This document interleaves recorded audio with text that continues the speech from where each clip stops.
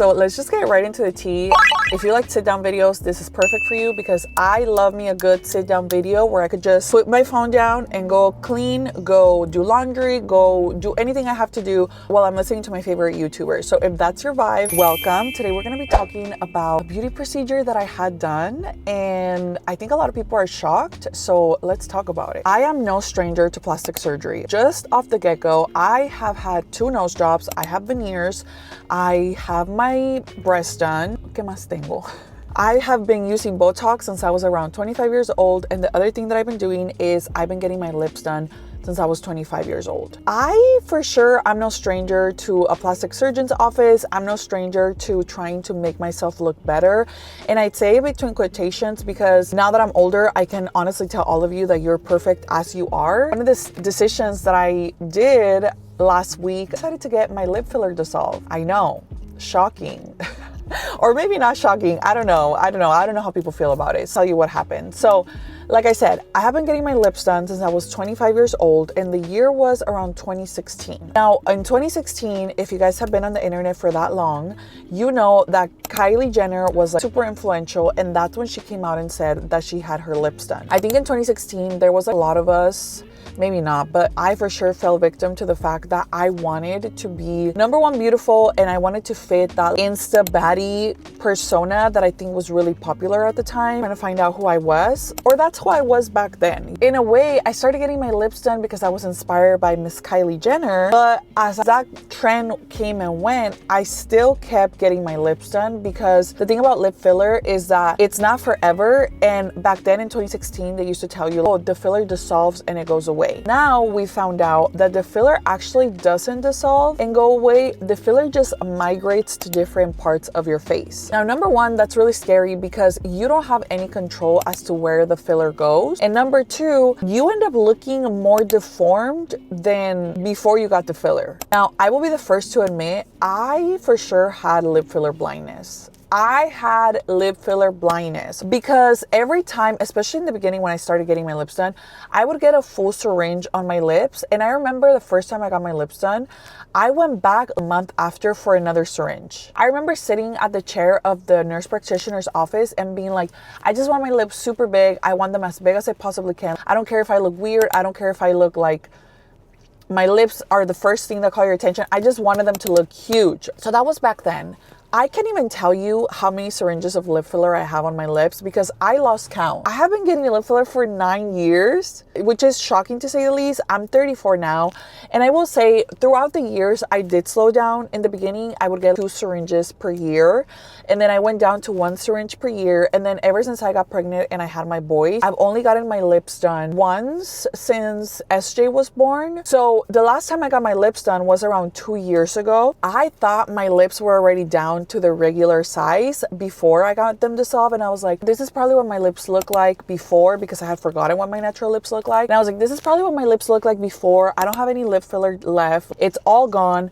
But boy, I was wrong. And now that I can see my natural lips, I can see that the filler wasn't gone. It was just migrated to all that is right here, my upper lip area, and it was giving me a mustache because of a weird shading that it was giving me. I don't know. It was weird. I don't know if you guys can go back to my older videos and notice, or my TikToks, but I for sure could tell. Now, in my delulu mind, I was thinking, I already don't have any filler left. It's been 2 years since I got it last done. I'm gonna go get my lip. And I went to the new nurse practitioner, someone that was really recommended on social media. So I was like, you know what? Let me go and see what she says because I really like the lips of this person that recommended them. So I ended up going, and when I was going thinking that I was gonna get my lips done, the nurse practitioner sees me and she's like, I just want to let you know that I don't feel comfortable filling your lips again.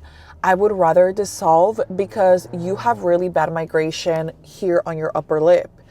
And I think if you're gonna get any work done, especially filler, your lips and stuff like that, it's really important that you go with someone that's super ethical about the work they do, because I feel like a lot of times, or like places that I used to go to, would just do whatever I wanted just so they can charge me.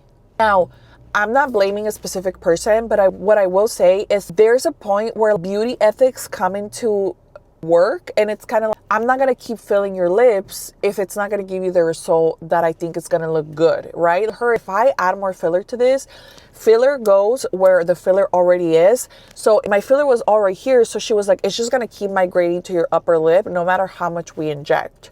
And I was like, okay. So I asked her, how does the removal process work? And she's like, it's the same thing. Basically, I inject the medicine, and basically you're going to be really swollen in the beginning, but then as the time goes by, you'll be done within a week and you're going to have your natural lips within a week. I was thinking to myself, sure, if that's how it's going to work, that's fine. I trust her. I didn't want to keep filling my upper lip right here where the mustache is. So I was like, sure, let's try it. I dissolved them, and you guys, I was not prepared for what I was going to look like, but I think something good came out of it, because at first I was shocked, to say the least. My lips were huge. Genuinely, they have never been filled that bad, and I don't even know what the removal thing is, but they were for sure huge. Now, what ended up happening, the swelling went down really fast. Within the hour, my lips were already down a lot. By that night, I feel like my lips were super down. My favorite lips were the day after the removal, because they were still a little bit swollen, so they still had a little bit of volume, but they looked like my natural lips, and all the filler here was gone, which is what I wanted. And now it's been a week, so this is what my natural lips look like. Now, something good that came out of all of this is the fact that I didn't know that I was gonna love my natural lips as much as I do. Now, let me say something. I know they're smaller than what they look like before, but something about the fact that I don't have this border of swelling up here, which was the filler, makes me feel so pretty. It just makes me feel so good. I look at myself and I'm like, oh my gosh, I didn't even need filler to begin with. For sure, I could tell you guys my upper lip is a little bit thinner than my lower lip, but to me, I look at myself and I'm like, I like them like this, but I do miss having a little bit of volume, but I don't want the volume that I had to be the type of volume that migrates all the way up here. So I'm in this weird point where I'm like, should I just leave my lips alone and not do anything to them? Or should I go back to the nurse practitioner and have her fill like half a syringe and see how that works for me? Only because I feel like lip filler works really well for people who have bigger lips, because you're able to fill in the filler and it has where to go. If you have thin lips like myself, the filler has nowhere to go, because even though they're filling here, you can't really stretch this area of your lips. And so what ends up happening, the filler ends up going up here because there's nowhere else for it to go. This is the lip area, and it's like, am I making sense? Even if they inject it here, you could only fill so much filler here. So eventually it's going to travel up here because it has nowhere else to go, right? So I'm like, am I just not a candidate for lip filler? Which if I'm not, it's okay. But I'm like, maybe I'm going to get a half syringe and see how that would look. But that's the thing with filler. It's such a slippery slope where like you start getting lip filler blindness. You're like, keep going. I could still feel more. And then you look back and you're like, oh my gosh, I was looking crazy. So that's kind of where I'm at now. I will say who I am now is definitely different than who I was when I was 25, 26, 27.